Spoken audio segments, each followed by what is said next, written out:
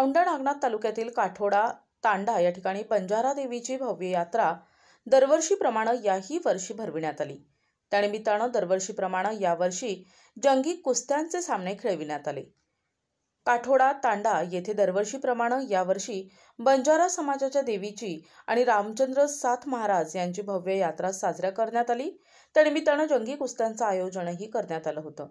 बंजारा सांस्कृतिक कार्यक्रमांचे आयोजनही यावेळी करण्यात आले। बंजारा सांस्कृतिक कार्यक्रमास बक्षिसे सुद्धा ठेवण्यात आली होती। जंगी कुस्त्यांच्या सामन्याला प्रथम 11,001, द्वितीय 8,001 आणि तृतीय 6,001 असे बक्षिसे ठेवण्यात आली होती। त्याचप्रमाणे हजारो रुपयांची बक्षिसांची लयलूट देखील करण्यात आली।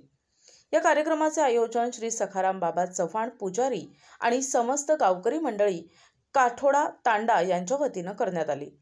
या कुस्ती सामन्यास अतिशय उत्कृष्ट कॉमेंट्री करणारे भालचंद्र रणसुरे जवळा बाजार हेही अतिशय उत्कृष्ट कॉमेंट्री करताना उपस्थित असल्याचे दिसून आले।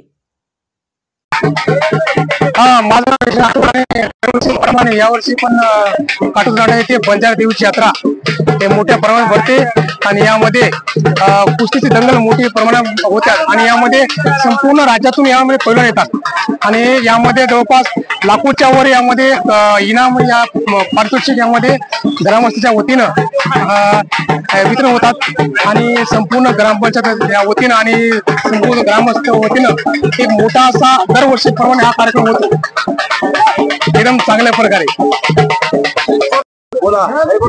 एक आमची कळमनुरी तालुक्यातली रामचंद्र महाराज म्हणून आमच्या गावात प्रसिद्ध आहे आणि या गोष्टीला जवळपास 50 ते 60 वर्ष होते आणि त्याच्या आधी आमच्या पिढ्यानपिढ्यापासून म्हणजे 100 वर्षापासून आम्ही त्या देवाची भक्ती करतो।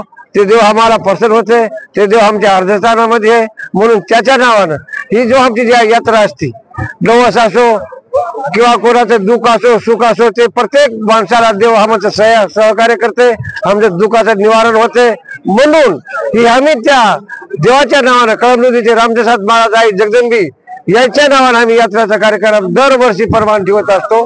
म्हणून या कार्यक्रमाची यावर्षीच नाही अजून पिढी चालत राहणार आहे ही आमची अपेक्षा आहे। त्या निमित्तानं काय काय कार्यक्रम असतात?